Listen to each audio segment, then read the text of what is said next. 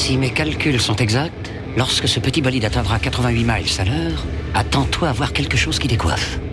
À l'heure du goûter, on écoute le Magal West sur Westrack Radio. Interview, rubrique, micro-trottoir et musique sur Westrack. Non de Zeus! Bonjour à toutes, bonjour à tous, bienvenue dans votre édition du lundi 9 mars 2026 du Magal West. Et comme toutes les semaines, on est reparti pour une heure de quotidienne de 17h à 18h. Votre émission, c'est le Magal West sur Westrack. Aujourd'hui, on accueille Michel au micro, Michel qui est cuisinier et qui va nous parler des complications, des difficultés des restaurants. On le recevra tout à l'heure. On parle aussi météo ainsi que on retrouve notre Flash Info. Cette semaine, notre découverte Ferrarock, c'est la Cafetera Roja. On vous proposera de découvrir cet album tout au long de la semaine. Et puis, je vous propose aussi un reportage.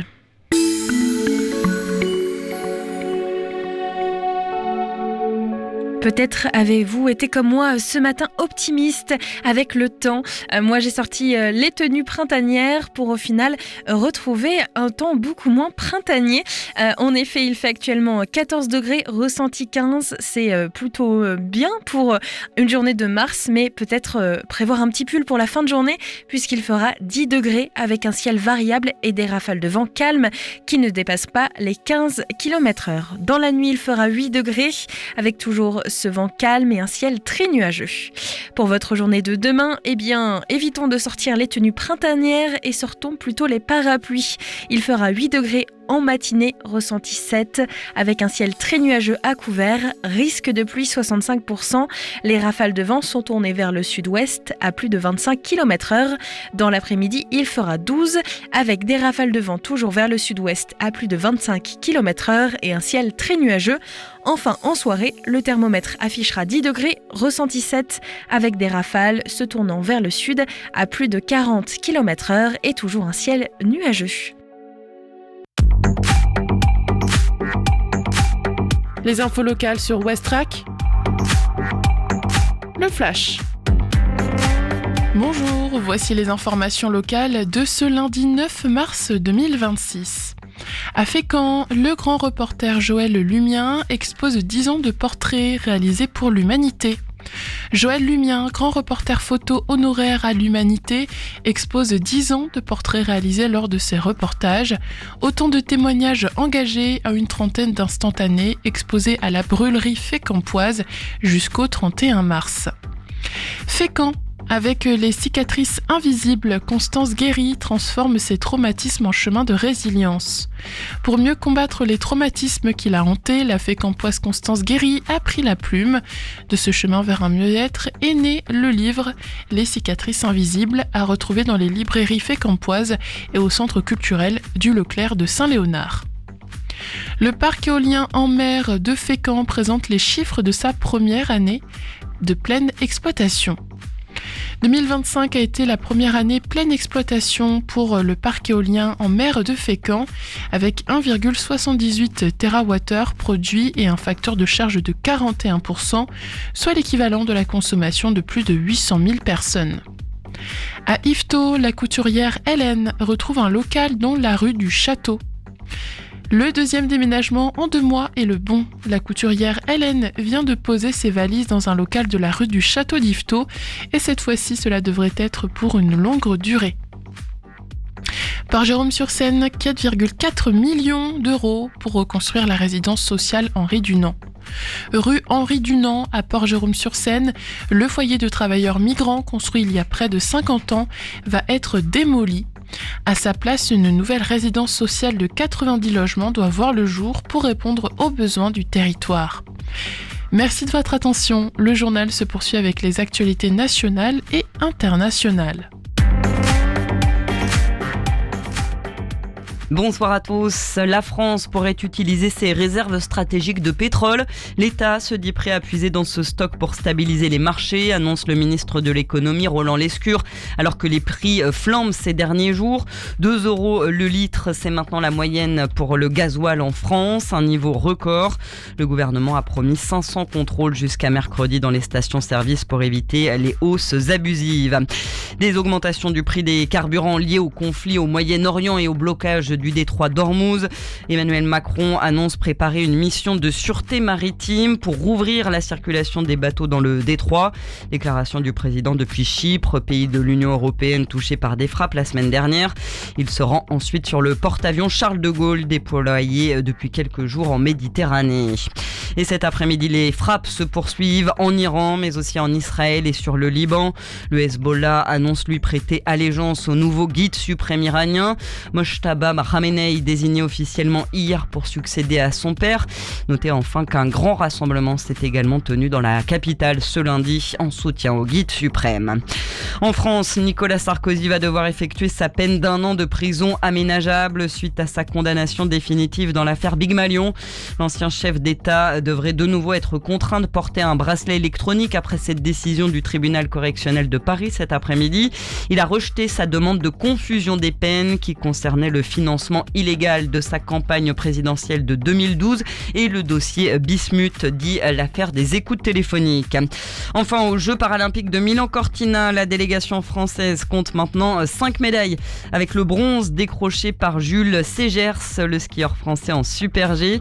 Sur cette même épreuve chez les femmes, Aurélie Richard a elle remporté l'argent ce matin, sa 2e médaille après déjà une 2e place sur la descente samedi dernier. Et c'est la fin de ce flash. Bonne fin d'après-midi. Des idées sorties pour cette semaine ou ce week-end pour te culturer sur Westrack Radio. En ce lundi, retrouvez de Quai Corneille à Rouen de la musique avec Billy The Kick, Zamalti, C'est au Fury défendu. Donc c'est à partir de 20h jusqu'à 23h. Il est encore possible de réserver. Les early tickets sont à 12,5 €, plein tarif 15 € et sur place, si vous arrivez tout à l'heure, c'est à 17,50 €. Autre rendez-vous au Zénith de Caen, c'est The World of Hans Zimmer. Venez découvrir donc le prodige de la musique et du cinéma qui est lauréat de plusieurs Academy Awards. C'est à 20h ce soir et c'est à Caen. Et enfin, demain, retrouvez l'apéro-jeu jeu de société au Hangar 0, 37 quai de la Saône, à partir de 18h et c'est gratuit. Westrack et la Fédération des radios associatives Musiques Actuelles, la Ferrarock, vous partagent la découverte musicale du jour.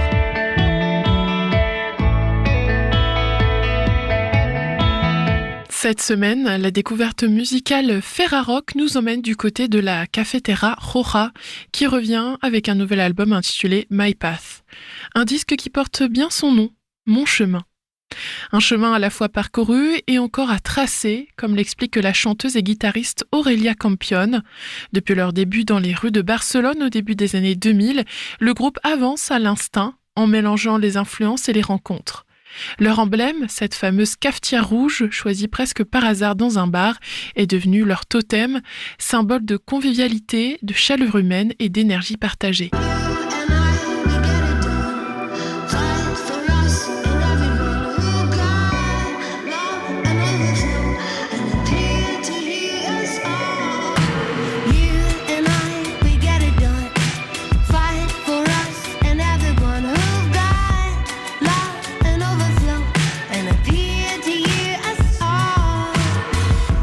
Smoke then drive in a car. Support the locals, don't buy in the mall. Keep my mind open, winter to fall. I flow with my companions, think big and act small. According to my principles, autonomous I live. I take it, I give, I'm making peace of anything. Still I cover my needs and supporting yours too. Knowledge of human nature, one of the biggest fortune. Don't interfere with the affairs irrelevant to me. Be humble and keep the eye level and strive for unity. Life is unique from the beginning to the end. Never procrastinate, my life is in my hands. No one sharing political views for years now. Suddenly an overload of opinions here, man. I mean, I can't tell, my life is contradictory. So I'll be cool with then you fighting for your victory. You and I, we get it done. Fight for us and everyone who've got love and overflow. And appear to you as all. You and I, we get it done. Fight for us and everyone who've got love and overflow. And appear to you as all.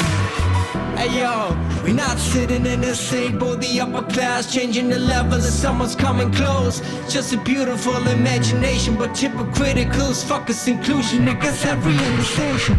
Yeah, I got the same emotion and feelings, okay? Like anger, fear, love, hope, hey. You gotta stop it and organize you and drop it without counting on people having you from above the sin and see your profit. Make it feel shit with the lack of independence. I give a middle finger and I do it by myself.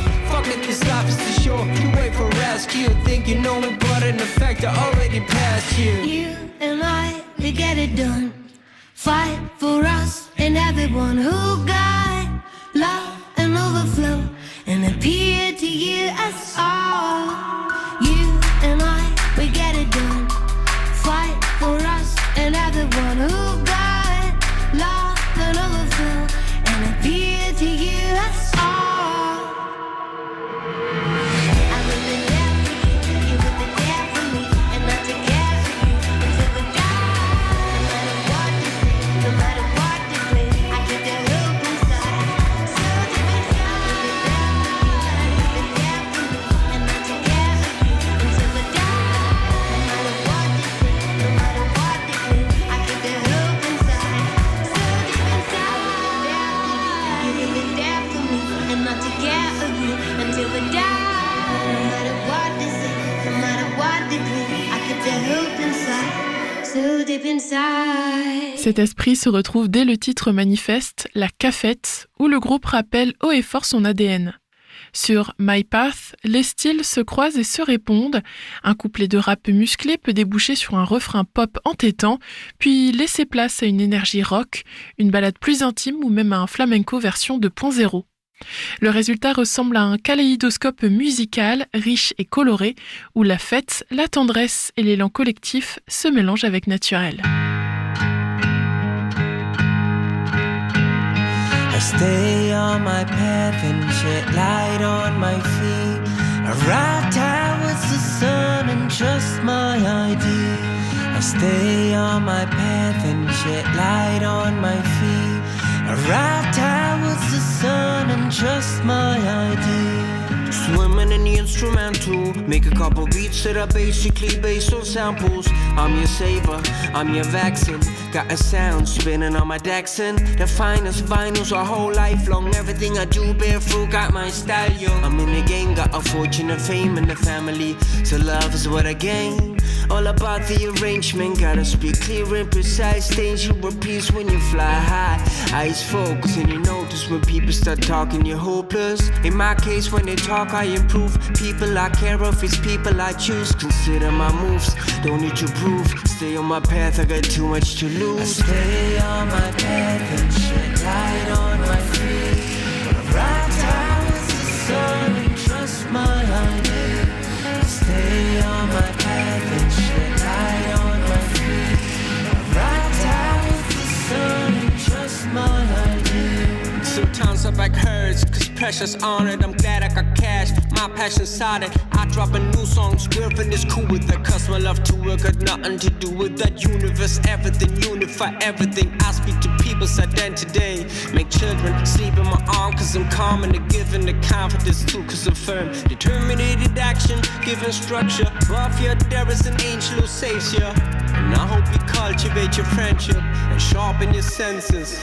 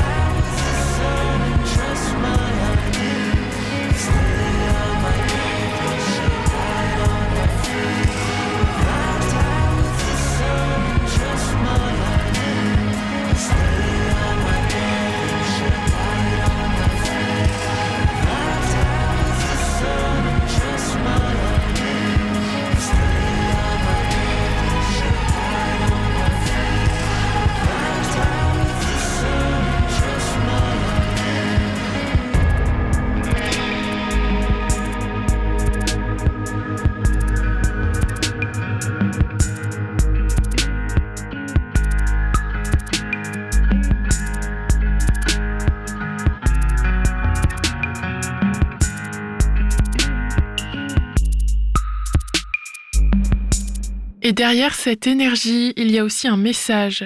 Car la Cafetera Roja ne se contente pas d'être un groupe festif. Dans leurs chansons, on trouve un combat à la fois poétique et politique face aux peurs et au repli sur soi. Le groupe revendique une forme de résistance par l'amour et par le lien entre les gens. Une musique qui rassemble, qui réchauffe les cœurs, un peu comme une tasse de café partagée. Et sur ce chemin-là, on les suit volontiers. Le MAG à l'Ouest, info, divertissement et bonne humeur sur Westrack. Il est 17h15, merci d'être avec nous. Vous venez de découvrir la découverte Ferrarock, la Cafetera Roja.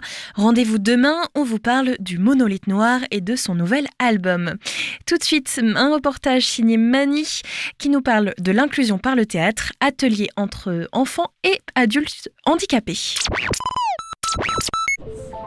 Alors, bonjour à tous. Est-ce que vous savez où vous êtes aujourd'hui? Comment ça s'appelle le lieu où on est aujourd'hui? Oui. Le théâtre de Normandie, tout à fait. Bonjour, je suis Christopher Hendricks. Aujourd'hui, on faisait la visite du théâtre Le Normandie avec deux groupes que j'accompagne dans le cadre de mon mécénat de compétences Safran Nacelle Le Havre.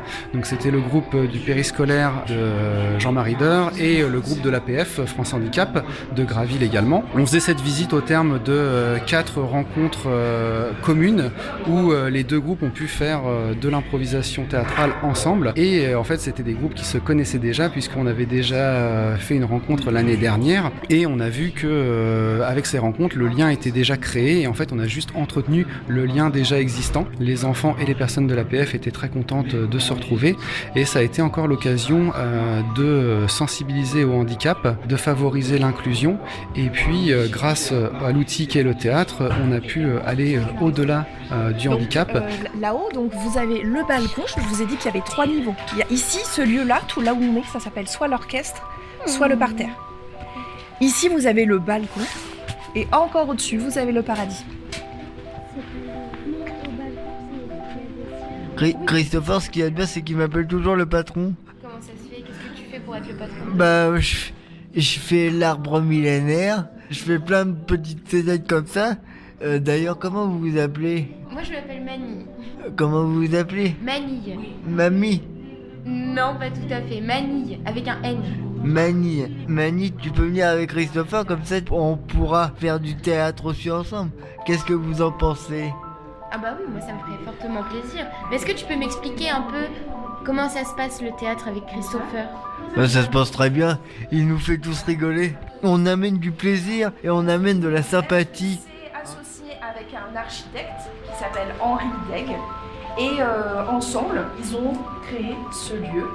Et ils ont fait un style particulier qu'on appelle l'art déco. Je pense que les adultes en situation de handicap ont moins d'a priori que toutes les personnes qui viennent du milieu ordinaire. Eux vivent avec leur handicap et sont justement, ça a été un sujet abordé, c'était que les enfants ont souvent une forme de naïveté ou un franc-parler et les personnes sur son handicap disent voilà, nous sommes des humains comme tout le monde et on est prêt à répondre aux questions et aux interrogations que peut susciter notre handicap. Donc les personnes sur son handicap font souvent preuve de plus d'ouverture que des personnes ordinaires. Les interrogations et les plus grands nombres de questions ont lieu avant la rencontre. En fait, dès les premières rencontres, on avait dit aux enfants s'ils avaient des questions, il fallait pas qu'ils hésitent à les poser et on serait là pour leur répondre.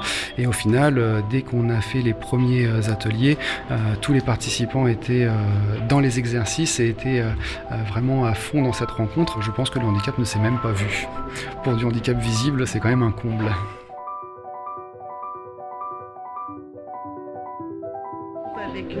Après, on a fait des groupes avec les personnes de situation de handicap et on faisait la même chose.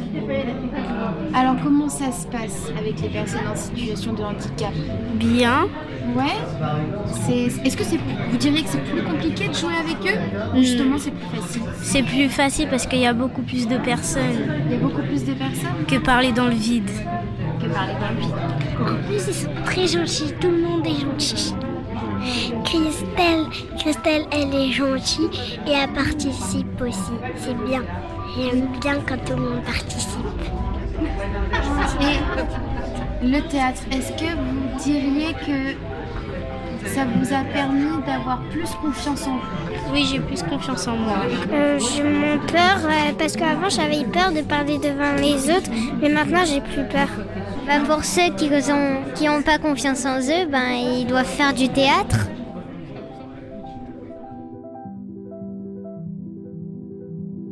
Qu'on doit bien protéger les personnes de situation de handicap. Et même si les personnes en situation de handicap sont différents, il ne faut pas les traiter de différentes manières. Si vous avez peur de faire quelque chose, entraînez-vous à faire des choses et c'est tout. Au revoir.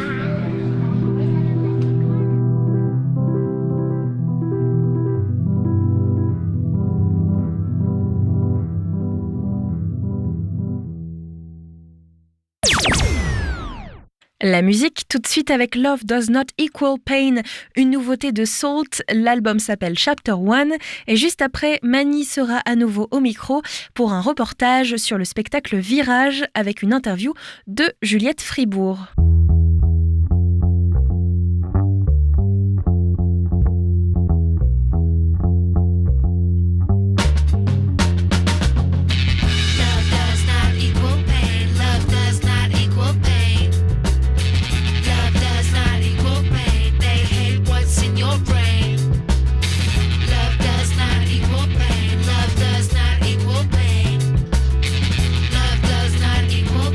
Jealous of what's in your brain.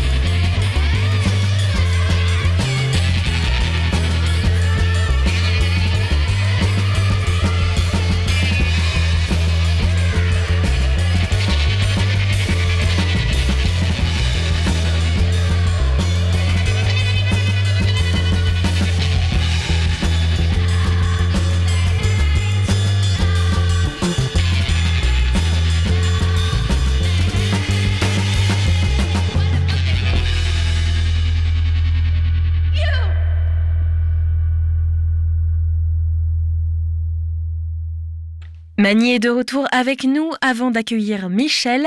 C'est un reportage. Elle a rencontré Juliette Fribourg et Shane Haddad pour nous présenter le spectacle Virage. Bonjour tout le monde, nous sommes dans les loges du Théâtre des Bains-Douches dans le cadre du festival Déviation, consacré aux nouvelles formes du spectacle vivant, ces formes qui déplacent les lignes, interrogent nos habitudes de spectateurs et renouvellent notre manière de raconter le monde. Aujourd'hui, nous parlons de Virage, la nouvelle création de la compagnie Stadios, une pièce écrite par Juliette Fribourg et Shane Haddad, inspirée par un événement qui a marqué l'histoire du sport mondial, la mort du pilote Ayrton Senna en 1994, ici transposée au féminin à travers la figure fictive d'Ivy Queen. Dans Virage, une jeune journaliste, recluse dans sa chambre d'adolescente, regarde en boucle les dernières secondes de vie d'une légende de la Formule 1. Elle enquête, elle questionne, elle dissèque la machine médiatique et sportive. Pour en parler, j'ai le plaisir d'accueillir ces autrices, Juliette Fribourg et Shane Haddad. Bonjour. Bonjour. Bonjour. Merci d'être avec nous. Alors, Virage prend appui, je l'ai dit, sur la mort d'Ayrton Senna en 1994. À quel moment cet événement est-il devenu matière théâtrale pour vous ? Au départ, on voulait écrire sur la Formule 1. C'était notre volonté. Au début, notre premier spectacle, c'était sur le tennis. Donc, notre processus vraiment d'écriture, c'est toujours de partir d'un événement sportif pour aller chercher une fiction de théâtre. Donc, petit à petit, dans le spectacle, le sport devient comme vraiment une toile de fond et on s'intéresse à d'autres sujets. Et donc là, on voulait s'intéresser à la Formule 1 en creusant sur le monde de la Formule 1. C'est l'époque, en fait, des années 90 avec l'arrivée de la télémétrie, des nouvelles technologies qui sont venues vraiment bouleverser le sport et en même temps parler aussi d'une époque. Donc c'est ça qui nous a intéressés. Et en creusant sur la Formule 1 des années 90, ce qui est ressorti vraiment très nettement, c'est le 1er mai 1994, la mort d'Ayrton Senna. Et on a enquêté, on a mené des interviews avec différents acteurs et actrices de cette époque-là, dans cet univers-là. Et la mort d'Ayrton Senna, c'était vraiment ce qui nous paraissait contenir le plus d'émotions. Vraiment, et donc c'est là qu'on a décidé de centrer notre écriture autour de cet événement-là. Donc dans un objectif de recherche d'émotion à tout prix ? C'est-à-dire que l'émotion, elle est intrinsèque à cet événement parce qu'il a été spectaculaire. Ayrton Senna, on l'a vu mourir en direct sur toutes les chaînes du monde qui étaient en train de filmer cet événement. Donc l'émotion, elle est déjà présente, elle a fait couler énormément d'encre. Les médias continuent d'en parler. On fête l'anniversaire de la mort d'Ayrton Senna comme un événement majeur de la Formule 1, à la fois pour ce que l'accident a pu permettre derrière en termes de sécurité, mais aussi pour la percée que ça a créé dans ce sport-là. Non, les humains ne sont pas invincibles. Donc que nous, on veuille trouver l'émotion ou pas, elle est déjà, elle nous préexistait. Et c'est ce qui a été intéressant dans cet événement. Est-ce que vous diriez que c'est d'abord un choc historique, une image d'archive ou une question politique qui vous intéressait ? Un peu des trois sûrement, mais l'image d'archive, je pense que ça a été vraiment fondamental dans l'écriture, puisqu'on est vraiment parti de cette cassette TF1 du 1er mai 94 et on a retranscrit certains moments, même des commentateurs qui ont vécu cette mort en direct et qui devaient malgré tout tenir l'audience, combler en fait le choc, et c'est vraiment un texte extraordinaire qui leur est sorti de la bouche à ce moment-là. Et donc je pense que l'image d'archives, quand on est allé se renseigner, quand on est allé enquêter sur la mort d'Ayrton Senna, c'est ça qui a vraiment motivé, je pense, tout le texte. Et les premières scènes qu'on a écrites, c'est vraiment les moments de direct qu'on a retranscrits pour la pièce. Et pourquoi avoir choisi de transposer cette figure au féminin à travers Ivy Queen ? La Formule 1, c'est évidemment pour deux autrices jeunes femmes que nous sommes un peu problématique, dans le sens où c'est quand même le monde des hommes, c'est des pilotes hommes, des sponsors hommes, c'est aussi une aberration écologique. Donc aujourd'hui, nous, si on voulait écrire sur la Formule 1, on ne pouvait pas non plus se passer complètement de ces questions-là. Et en même temps, on n'avait pas envie de parler avec Shane de la première femme qui aurait piloté, par exemple, en Formule 1.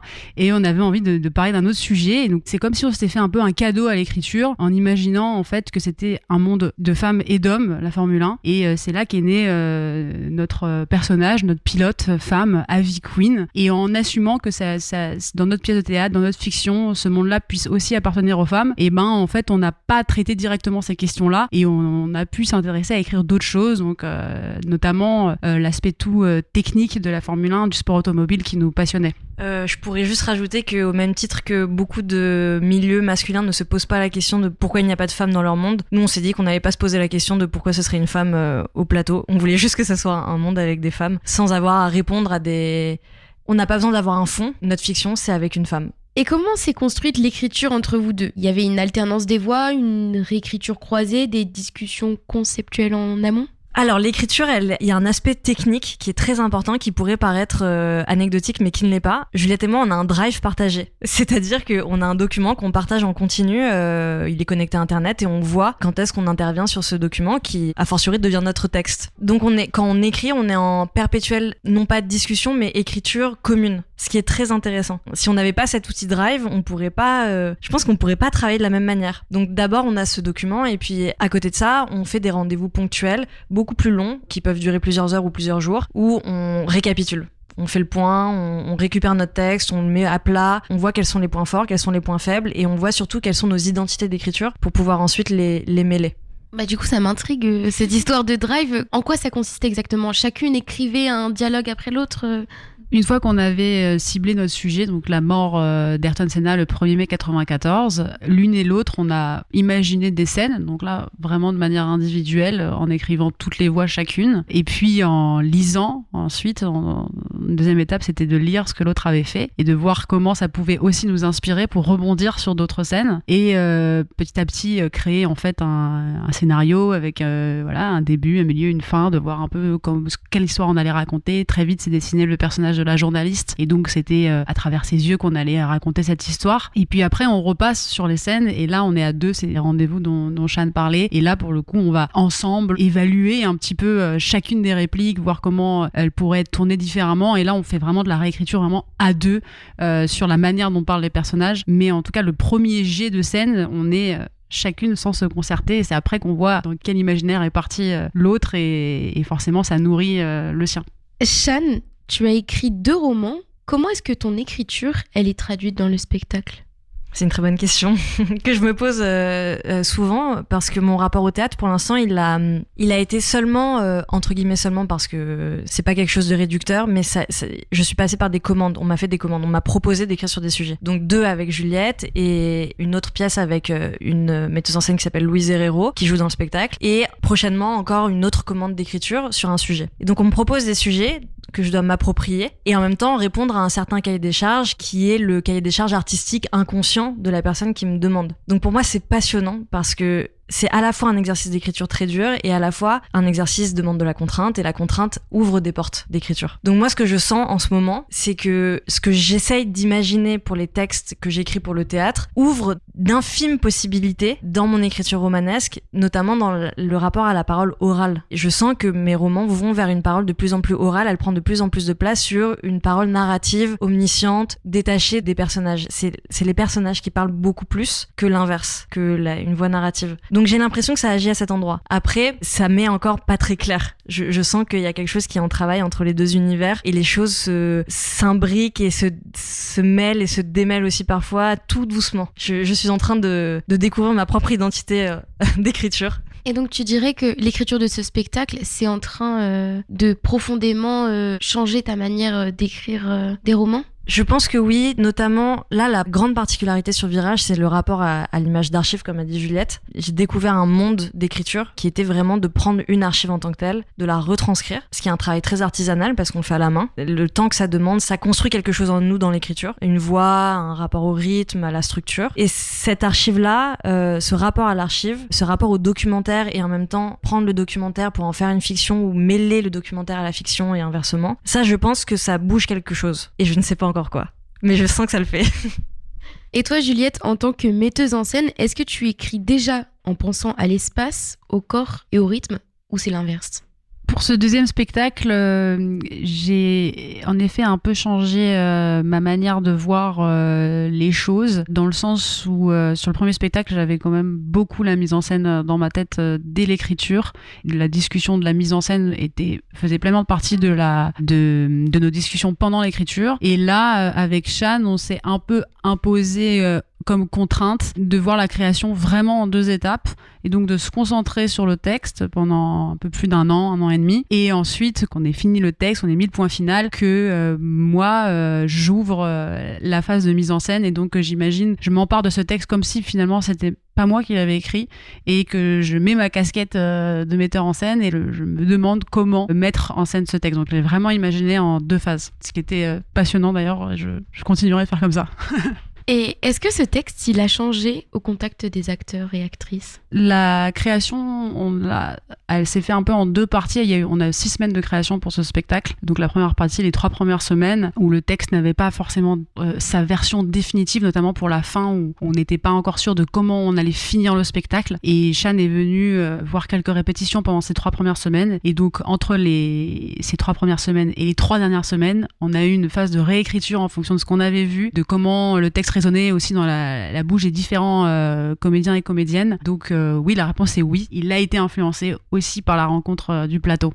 Pourquoi avoir choisi la chambre d'adolescente comme point d'ancrage spatial et symbolique ? Alors la chambre d'adolescente, plus précisément, en fait, la journaliste, c'est une jeune femme qui a plus ou moins 30 ans et qui est de retour chez ses parents dans sa chambre d'adolescente. Et c'est, je pense, un endroit, la chambre en particulier quand on est adolescent ou adolescente ou même enfant, où on va un peu rêver, on s'inventer des histoires, jouer aussi à être une journaliste, à interviewer des stars ou à être soi-même la star qui est interviewée. Donc cette chambre aussi un huis clos qui nous faisait penser au box de l'écurie de F1 où il se passe beaucoup de secrets, des secrets techniques, mais aussi des secrets, notamment le premier 94, on ne sait pas exactement ce qui s'est passé, mais il y a sans doute eu des secrets du côté de l'écurie Williams-Renault sur comment avait été peut-être fabriquée la voiture. Donc cet espace de la chambre comme un espace intime de la journaliste, c'était pour nous un espace super intéressant et super inspirant.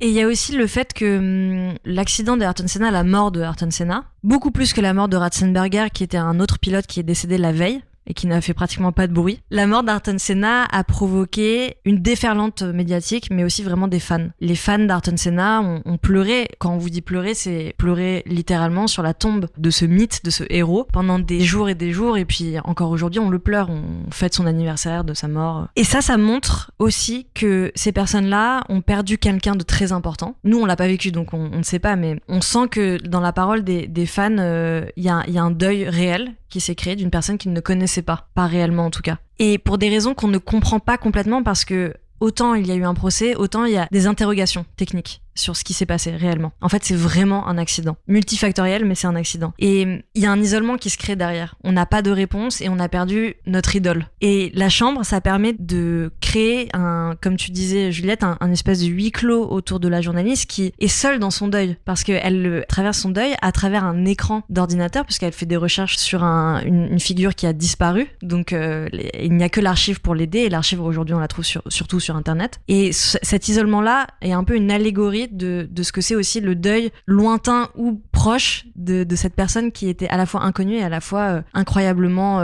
universelle. Et cette journaliste, justement, est-ce qu'elle enquête uniquement ou il y a autre chose à comprendre ? Elle enquête sur quelque chose qui est déjà réglé. On a tout ce qu'il nous faut, mis à part ces histoires d'interrogations techniques dont on n'aura sans doute jamais les réponses. Elle enquête sur quelque chose qui a été maintes fois raconté, mis à plat, diagnostiqué, décortiqué, mais à un point dans toutes les couches de la société, que ça soit dans un tribunal, que ça soit par des experts ingénieurs, que ça soit par les médias, qui savent très bien faire des enquêtes, tout le monde a eu un mot à dire sur cette histoire. Donc si on prend le mot enquête, on peut mettre entre parenthèses le préfixe EN. On peut juste prendre la quête. Parce que dans cette traversée de la journaliste du début à la fin de la pièce, elle enquête sur quelque chose qui est déjà réglé. Du coup, on ne sait pas exactement ce qu'elle fait avec cette histoire, mais elle-même ne le sait pas. Elle plonge dans une image, dans une iconographie, peut-être un petit peu idyllique parce que quand on ferme les yeux pour n'être que dans son imaginaire, on a moins de problèmes pendant un temps. Et elle plonge et elle cherche quelque chose dont elle n'aura ni la réponse ni réellement la question qui la motive. Donc oui, il y a sans doute quelque chose d'autre à voir avec cette figure. Pourquoi tomber en amour, dans tous les sens du terme, avec une personne qu'elle n'a jamais rencontrée, qu'elle ne verra jamais et qui est morte et enterrée depuis plus de 30 ans ? Le personnage de la journaliste regarde en boucle les dernières secondes d'Ivy Queen. Est-ce une critique de notre rapport contemporain aux images ? Une critique, je sais pas. Je pense qu'on a dû s'inspirer aussi de nous, notre rapport aux images et comment on a pu un peu devenir aussi obsédé par cette cassette TF1 à regarder en fait cet accident, l'accident d'Ayrton Senna en boucle. Il y a quelque chose il y a de l'ordre du voyeurisme sûrement, de voir quelqu'un mourir en direct. C'est peut-être un peu honteux. Moi, quand je regardais, je me demandais si quelqu'un allait arriver et qu'on allait me voir en train de faire ça. Donc, je pense que on l'a mis dans le texte. Peut-être pour critiquer, mais sûrement aussi tout simplement parce que c'est exactement ce qu'on a fait. Et donc c'était pour parler de nous aussi et de notre rapport un peu morbide en fait aux images sensationnelles. Votre compagnie Stadios, elle explore les axes théâtre-sport et théâtre-genre. Qu'est-ce que le sport révèle au théâtre ? Ce que le sport révèle au théâtre ? C'est vrai que Chane et moi, depuis qu'on s'est rencontrés, on aime bien faire le lien entre le théâtre et le sport en comparant ce qui se passe en tribune, ce qui se passe dans le public, ce qui se passe en coulisses, ce qui se passe dans les vestiaires. Donc cette analogie-là, elle nous plaît, oui, d'un point de vue cathartique, de suivre une histoire, de ce qui va se passer, est-ce que mon équipe va gagner, voilà, les accidents, les fautes, les rebondissements, tout ça, c'est un ressort dramatique évident que on aime, je crois, déjà explorer et ça nous amuse d'écrire aussi du théâtre à partir de l'univers du sport. Et aujourd'hui, le sport, c'est sans doute ce qu'il y a de plus populaire en soi. C'est ce qui peut réunir des classes sociales complètement différentes dans un même espace et pendant ce temps-là, ne pas se poser la question de qui appartient à quelle classe sociale. Ça remplace ce qu'a été le théâtre à l'époque antique. Elle est bien lointaine, mais c'est un parallèle qu'on pourrait faire. Donc, en fait, c'est un sujet populaire et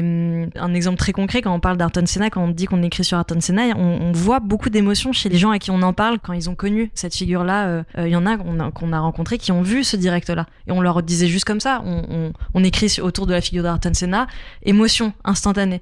Donc amener du sport sur un plateau de théâtre, cet écart-là, en fait, il nous permet au contraire, ou justement, d'être encore plus théâtral.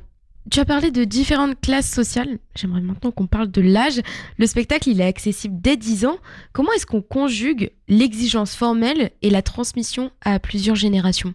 Alors, je vais répondre très personnellement. Je ne sais pas si ce serait ta réponse, Chane, aussi, mais moi, dans le théâtre, ce que je préfère, et si je me souviens aussi de mon rapport au théâtre de quand j'étais plus petite ou quoi, c'était vraiment qu'on me raconte une histoire. Et on a essayé d'écrire une histoire. Ensuite, ce personnage à qui arrive des choses, qui évoluent. Et je pense que si on se demande si une histoire est audible, qu'on peut la suivre, déjà, c'est une manière de rendre accessible son théâtre. Je parle vraiment à titre personnel parce qu'il y a plein de manières de faire du théâtre accessible pour plusieurs âges, mais voilà, je pense qu'à 10 ans, si on vient voir Virage, on écoute une histoire et donc on est d'emblée actif dans son écoute, je pense, j'espère.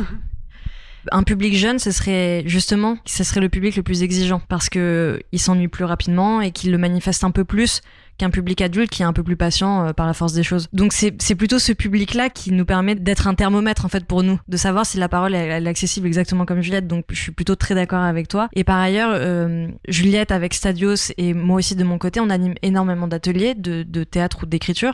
Donc on a un rapport en fait à l'adolescence, parfois à l'enfance et aussi à un public adulte amateur. Et ça nous apprend à être clair et synthétique. Et peut-être que c'est pas une chose qu'on apprend dans les écoles de théâtre, j'en ai aucune idée. On vient pas d'école de théâtre, Juliette et moi, donc on est un peu plus autodidacte sur ce terrain-là. Mais par contre, notre exigence, c'est les gens qui sont devant nous et qui apprécient ou pas, de n'importe quel âge que ce soit. Donc l'exigence, elle vient de ce public-là, je crois. Et enfin, si on devait résumer Virage, non pas par son sujet, son scénario, mais par une ou plusieurs questions centrales, quelles seraient-elles ? Pourquoi la course continue malgré tout ?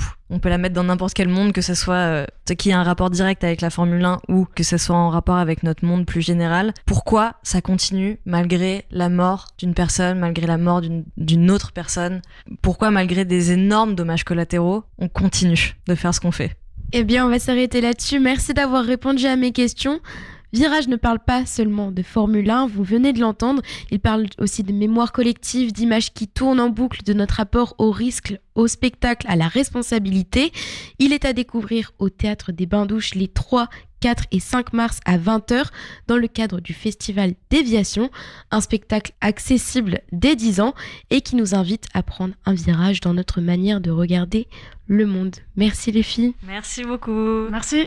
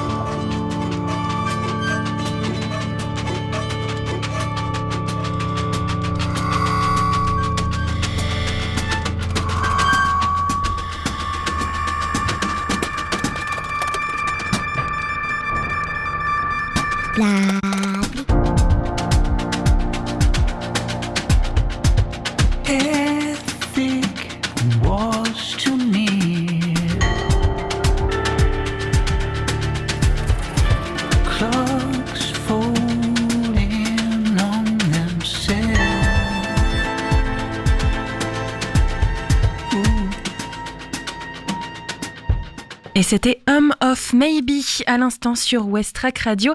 Il est 17h47. Et c'est l'heure de retrouver Michel comme tous les lundis. Salut Michel. Bonjour Lucie. Ça va la forme ? Ça va, il pleut pas. Il c'est pleut déjà pas. bien. Alors moi j'ai un peu trop été optimiste aujourd'hui, tu vois, j'ai sorti la jupe, le t-shirt, et en fait, non, il fait froid. En avril, ne te découvre pas l'infini. C'est ça.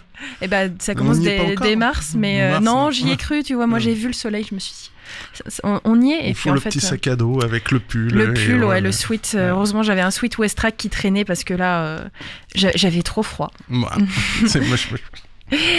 Aujourd'hui, Michel, tu voulais nous parler un petit peu plus des coulisses des restaurants. Alors, c'est quelque chose que tu fais oui. dans ton émission Gastronomiquement Vôtre, mais là, en tout cas, c'est les contraintes. Voilà, la partie la moins rigolote, celle qu'on vous montre jamais à la télévision. Les contraintes. Alors, je vais avoir un discours de patron et en même temps de salarié parce que on se partage les tâches avec mon collègue. Dans la restauration, on vous montre toujours la partie, les produits sont déjà là. Voilà, je vais partir sur l'idée d'une émission de télévision où les produits sont déjà là, la cuisine elle est nickel chrome et la personne intervient, fait sa recette directement, hop, fin de l'émission, c'est fini. Et on voit pas toutes les contraintes et les obligations qu'on a derrière dans la partie professionnelle. Et ça, c'est un grand reproche. Si on vous le montre quand il y a des inspections d'hygiène dans d'autres émissions, ça, on vous montre ce qu'il faut pas faire. Les horreurs. Les horreurs. Et en fait, moi, je voudrais... Comment on fait pour pas qu'il y ait ces horreurs et pourquoi on appelle ça ? Alors, oui, c'est des contraintes et obligations. Moi, j'ai une question avant, Michel, toi qui connais bien les cuisines. Dans ces séries un peu, enfin, c'est presque un peu des feuilletons télévisés où on voit voilà les horreurs de la restauration. Envoyé spécial, cauchemar en cuisine, c'est ça. etc. Est-ce que c'est pas un peu abusé parfois juste pour la caméra ? C'est scénarisé. Faut pas oublier que c'est de la télévision, donc c'est scénarisé. Voilà, il y a des choses auxquelles je ne crois pas. Alors, enfin, si les horreurs d'hygiène, sûrement. Il faut faire attention, Ouais, ça c'est réel et ça existe encore, même dans des chaînes dites industrielles, ça existe. Je milite contre ça, mais c'est scénarisé au niveau des relations. Enfin voilà, il y a une télévision, il y a la télévision. Dès qu'il y a la télévision, voilà, on perd un peu roman entre les. On perd de la réalité, c'est toujours un petit peu scénarisé. Les relations peut-être patron-salarié. Voilà, c'est ça. Et les obligations dans la cuisine. Alors, Oui, on pense toujours déjà il faut faire la vaisselle à un moment ou à un autre. Ça on le voit pas dans les émissions. C'est hop, couper, ça y est, ils présentent leur plat, mais derrière on les a vus utiliser 4, 5, 6 casseroles, des poêles, une plancha, un barbecue, un fumoir, etc. Tout ça faut le nettoyer derrière. Donc normalement ça serait au candidat de faire ce boulot-là. Or, à la télévision, il y a une équipe derrière qui nettoie tout ça. Donc ça, déjà, c'est la partie masquée de l'iceberg. Et ça, je déteste ça dans ce genre d'émission. Et voilà, les vraies obligations, faut savoir qu'on va prendre une journée type le matin. On va chercher des denrées sur des marchés, chez des grossistes, chez des producteurs. Bah déjà, d'entrée de jeu, il y a une contrainte, c'est le transport. Il faut savoir qu'on a une obligation de ne pas casser ce qu'on appelle la chaîne du froid. Si on achète un produit qui est conservé entre 0 et 4 degrés, on doit le maintenir entre 0 et 4 degrés pendant le transport, même si c'est très court.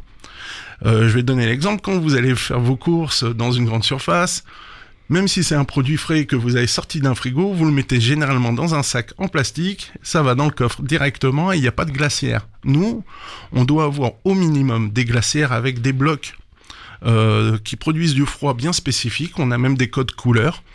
Le gris, c'est pour tout ce qui est froid négatif. Les verts, généralement, c'est pour le froid positif. Et quasiment tous les grossistes utilisent à peu près le même code couleur. Comme ça, on n'a pas de difficulté de passer d'un magasin à un autre. Si on va chez un producteur, il faut sa glacière, il faut ses blocs de froid.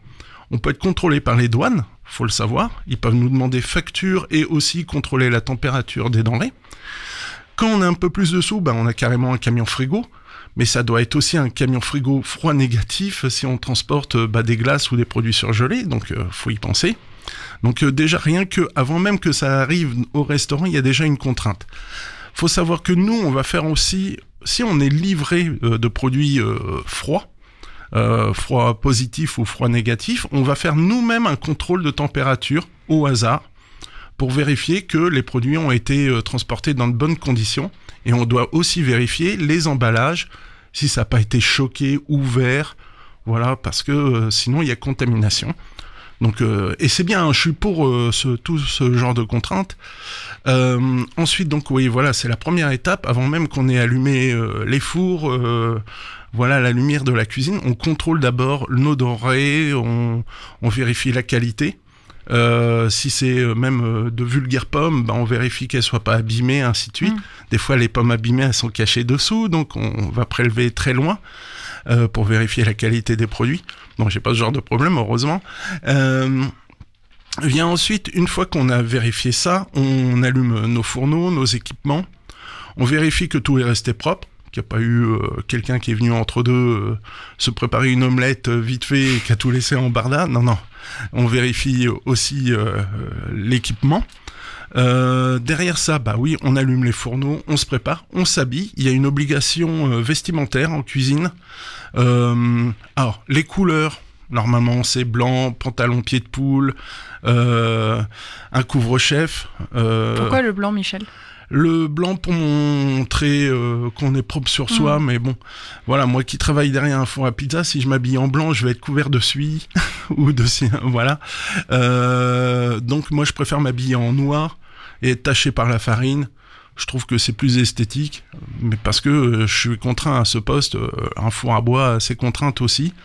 Mon chef s'habille tout en noir, mais on a tous des chaussures de sécurité, des pantalons en coton. Pourquoi ? Pour éviter que ça brûle, que ça s'enflamme facilement. Les vestes de cuisine ou t-shirts ou chemises doivent être en coton aussi. Couvre-chef, c'est pour éviter les cheveux qui tombent dans le plat ou dans l'assiette, tout simplement. Ou sinon, c'est une charlotte, comme en collectivité. On a même, par exemple, chez moi, j'ai des tocs en papier si on a oublié son couvre-chef. Donc nous, on bosse avec des casquettes, on bosse à l'américaine ou avec des bandanas pour moi. Enfin, en même temps, j'ai plus un cheveu sur le caillou, donc il reste pas grand-chose. Ça, au niveau vestimentaire, c'est une tenue obligatoire professionnelle. Donc, faut penser à laver régulièrement. On a plusieurs tenues, plusieurs paires de chaussures. On les use très rapidement, en plus, ces chaussures. Chaussures coquées, sécurisées, parce qu'on peut faire tomber une marmite ou un plat. On transporte du lourd, station debout, prolongée, ça aussi, il faut y penser. Donc on a des petites chaises pliantes cachées à droite à gauche pour pouvoir se poser entre deux, si besoin. Se reposer un petit peu, quoi, un peu les jambes. Pardon. Ça, c'est au niveau... au moment où on arrive, donc on se change. On doit mettre à disposition au niveau des salariés, pour tout le monde, mais ça paraît logique, de quoi se réhydrater. Ils ont le droit de manger quand ils le veulent, enfin en tout cas chez moi. Et ensuite vient les préparations. Tout ce qui est préparation, on a encore d'autres contraintes d'hygiène. C'est par exemple les cuissons. On a un minimum de température à atteindre à cœur, qui est le fameux 65 degrés Celsius à cœur. Pourquoi ça? C'est pour éliminer les bactéries, en fait, tout simplement. Et ensuite, il se peut que cette préparation doit être refroidie pour être utilisée plus tard. Et donc, il va falloir refroidir en moins de 2 heures pour obtenir une température inférieure à 4-5 degrés pour aller ranger en chambre froide. On ne range jamais un plat chaud en chambre froide. Alors, j'explique pourquoi, parce que sinon ça crée de la condensation. La condensation, c'est un lieu où vont se développer les bactéries. En fait, quelque chose qui était sain au départ va devenir contaminé parce que vous l'avez rangé chaud au frigo. Donc chez vous, vous pouvez laisser revenir à température ambiante avant de le mettre au frigo. Déjà, voilà, quand on passe de 20 degrés à 3 degrés, c'est très bien, c'est déjà bien. Mais ne jamais ranger un plat chaud directement au frigo. Alors nous, c'est une chambre froide. Ça, c'est au niveau des températures. Tout ça, on fait des relevés. Relevés de température pour le froid, relevés de température pour le chaud. On fait des prélèvements. Savoir est-ce que les produits sont arrivés à bonne température, etc. On a des fiches techniques, ça aussi c'est une contrainte, c'est toutes les recettes, c'est quantifié, ainsi de suite. Pourquoi? Imaginons qu'on a contaminé, on a fait une contamination, un client a été malade, voilà, on nous le reproche. On va nous demander qu'est-ce qu'il y avait dedans. Donc il faut qu'on sache exactement, qu'on connaisse parfaitement la recette, c'est pour ça c'est fiches techniques, et on s'y tient. De temps en temps, on fait des écarts, parce que généralement, pour améliorer le plat. Et de là découle aussi une autre contrainte sur les contaminations, c'est on doit conserver toutes les étiquettes de tous les emballages avec la DLC pour prouver que la date limite de consommation était bonne. Et ça, on doit les garder 1 mois. D'accord, donc tu as des grands classeurs ou des pochettes. Les différentes techniques. Nous, on a des grosses boîtes, des gros tupperwares où on met toutes les étiquettes en vrac avec marqué le mois précédent et le mois en cours. Voilà, et après, on s'en débarrasse. Ceux qui ont plus de classe, voilà, ils ont un beau classeur et ils mettent les étiquettes dedans. Donc, vous voyez la contrainte. De toute façon, ça devient une contrainte. C'est long. Ce que je veux dire, ça prend du temps. C'est de l'administratif, finalement. On cuisine pas. Et c'est le rôle du cuisinier. Hein, c'est pas. Quand on déballe aussi, la super technique, c'est quand on a la super tablette. Voilà, dans la cuisine pour prendre en photo l'étiquette et on stocke de façon numérique. On doit faire aussi le relevé de tous les frigos. Régulièrement dans la journée, frigo, congélateur. Pourquoi? Pour s'assurer que la température est constante. Alors bien évidemment, pendant le service, quand on ouvre régulièrement un frigo, un petit frigo, là où on a notre petite mise en place, oui, la température va varier pendant 1 ou 2 heures, grand maximum. Allez, 3, parce que c'est un gros service. Ça va être négligé. On sait très bien que par contre, faut pas que ça tombe en panne pendant la nuit. Donc, moi, j'ai carrément eu... Alors, soit on fait un relevé, on a un thermomètre à l'intérieur et on fait un relevé manuel dans un cahier, par exemple, un registre. Ou alors, moi, j'ai opté pour une technique très moderne. J'ai des sondes dans chaque frigo, chaque congélateur. J'ai même un système d'alarme. Si ça tombe en panne, j'ai une alarme qui sonne et ça fait un barouf du tonnerre dans la maison. Donc, ça peut me réveiller la nuit. C'est connecté à mon téléphone. Donc, j'ai un relevé de minute en minute de la température de tous les frigos. Et je peux faire donc des relevés mensuels. On doit faire aussi des relevés de température sur les fumaisons. Quand on fait une fumaison, on doit contrôler la température. On ne doit jamais dépasser 20 degrés quand on fait une fumaison à froid. Parce qu'après, il y a les fumaisons à chaud. Là, on s'en fiche un peu. On cuit en même temps, donc on s'en fout, ouais. Mais fumaison à froid, jamais au-dessus de 20 degrés. Et vient ensuite encore autre chose, c'est ce qu'on appelle le HACCP. Tout ça, c'est des méthodes qui sont englobées sous cet acronyme. On fait des formations là-dessus. On va se former aussi. Pour être toujours à jour. Le HACCP, c'est ce qui fait qu'on s'autocontrôle au niveau hygiène. Alors, nous, on fait toute cette partie administrative, relevé de température, etc. Mais il faut savoir qu'on a aussi des prélèvements vétérinaires. Prélèvements vétérinaires, on paye un labo qui vient faire des prélèvements sur les aliments de notre choix. Ça, c'est pour garantir la salubrité des aliments. On doit faire aussi des prélèvements de surface, savoir si le plan de travail a bien été nettoyé. Surtout les planches à découper, c'est souvent là le gros problème. On doit faire aussi des prélèvements, je parlais du fumoir, à l'intérieur du fumoir pour s'assurer qu'il n'y ait pas de mauvais carbone, enfin voilà, de produits qui puissent empoisonner. Alors ça, on le fait directement sur l'aliment. Par exemple, saumon fumé maison, généralement, on donne du saumon fumé 100-200 grammes à un labo qui va analyser les hydrocarbures. Voilà, chercher. Je savais qu'il y avait carbone là-dedans, qui va rechercher les mauvais hydrocarbures.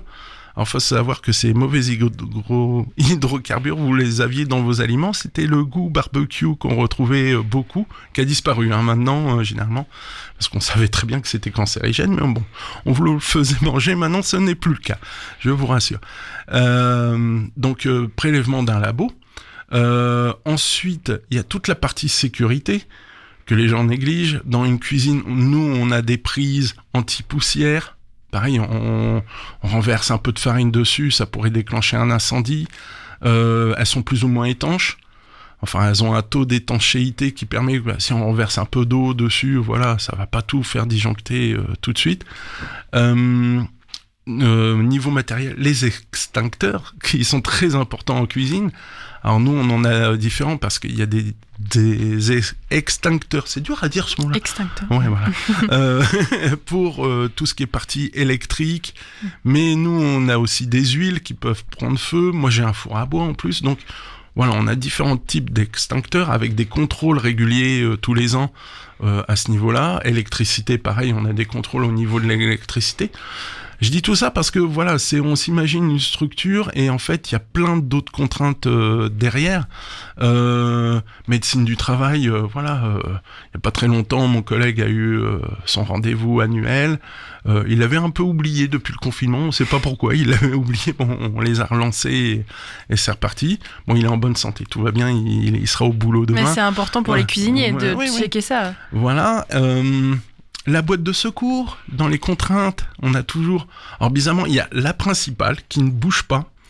Mais en cuisine, on trouve toujours un antiseptique, des pansements, des doigtiers. Doigtiers, c'est... pardon pour l'image, mais c'est des mini préservatifs qu'on se met autour des doigts, voilà, après une coupure ou une brûlure.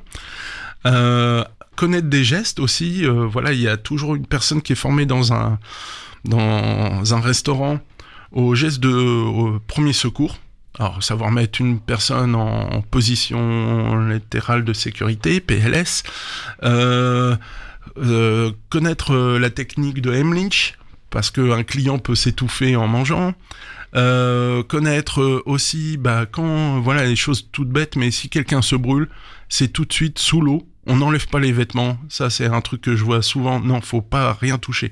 Si un textile est brûlé sur une personne, on n'enlève rien du tout. On pourrait arracher, voire de la peau. Non, on pourrait compliquer la brûlure. Le seul geste que vous pouvez faire face à une brûlure, quel que soit le type de brûlure, c'est passer sous l'eau au moins pendant un quart d'heure, 20 minutes.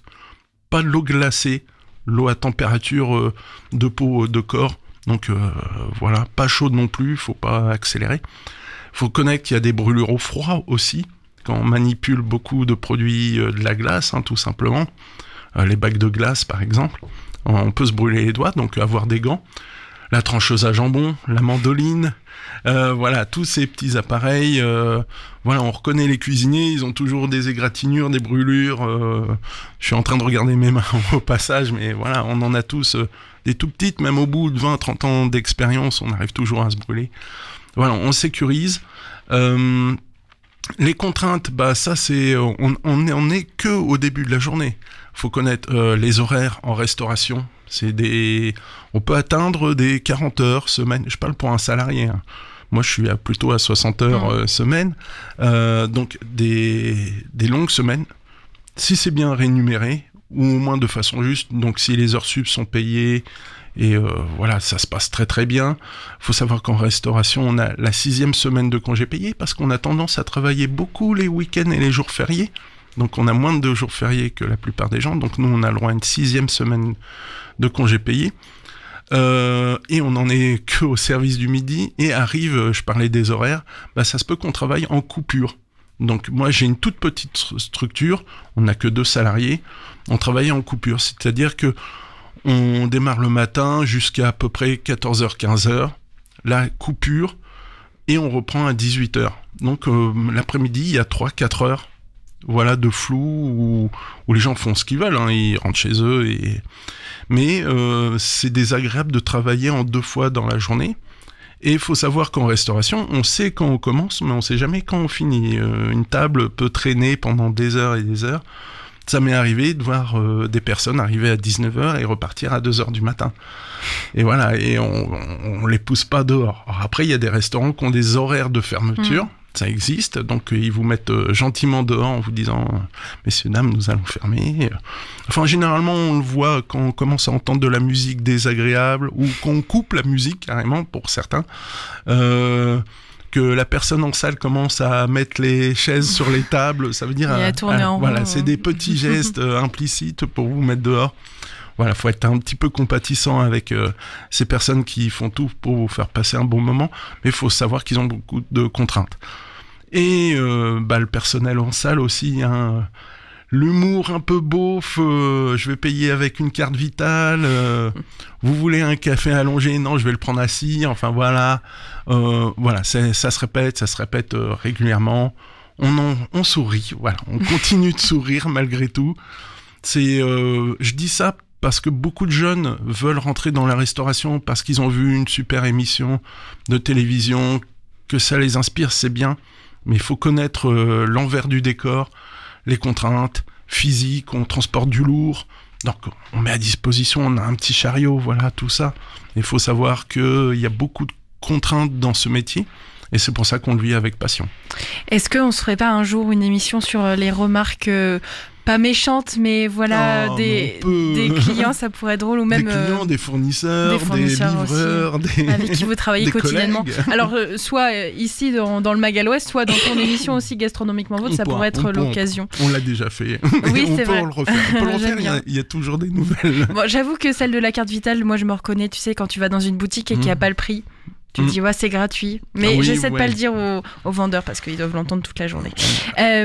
En parlant de gastronomiquement vôtre, Michel, vous en avez une sur le feu, c'est le cas de le dire. Voilà, pour samedi, samedi. Alors, samedi, on va vous parler de farce, alors pas de blague, hein, autour de ça, c'est surtout tout ce qu'on peut, les farces pour la chair à saucisse, les farces pour les pâtes feuilletées, les tourtes, les farces pour les légumes, genre les tomates farcies, les poivrons farcis, et les farces, en fait, on s'aperçoit qu'il y en a beaucoup, donc je pense qu'il y aura matière à dire, et la petite surprise, c'est qu'on aura l'interview, parce qu'on va faire l'interview cette semaine du champion du monde du chou farci. Voilà, alors, ça a l'air rigolo comme ça, mais en fait c'est très sérieux, parce qu'on a quand même Philippe Etchebest, président du jury, Pierre Hermé, enfin voilà, il y a des grands noms quand même derrière tout ça, donc c'est vraiment quelque chose de sérieux. Voilà, on va vous parler de bouquins de cuisine encore, et voilà. Donc c'est à 11h samedi prochain. Ce samedi, et en podcast aussi, si jamais on n'est pas dispo. Voilà. Merci beaucoup, Michel, d'être passé au micro, comme toujours. On se donne rendez-vous la semaine prochaine. Oui, promis. Ah, super, avec d'autres sujets. Nous, on va se quitter, on va écouter Plus fort que toi de Marlon Magnier. C'est un artiste français qui nous vient de Paris. Je vous donne rendez-vous demain pour un autre Magal West. Demain, j'ai la chance de recevoir Nino Godfunk au micro. Ça fait un petit moment qu'on l'a reçu et il va nous faire un petit live acoustique de son prochain titre. Alors, j'ai vraiment hâte. Ce sera à 17h demain dans le Magal West. Allez, très bonne soirée et je vous dis donc à demain.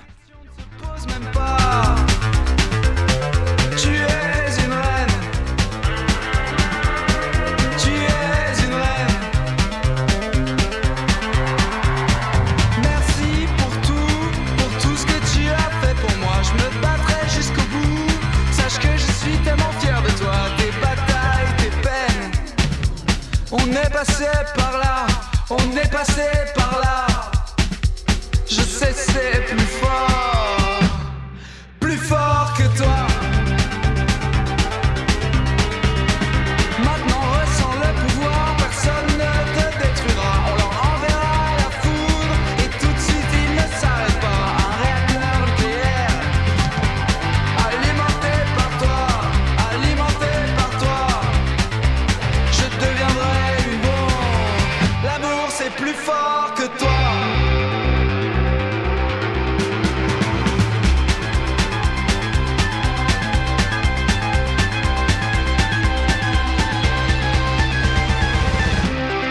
Plus fort que toi.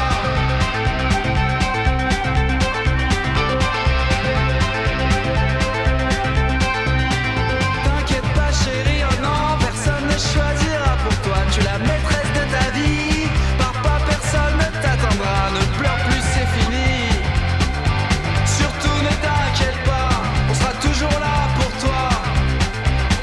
C'est ça l'amour, c'est plus fort que toi.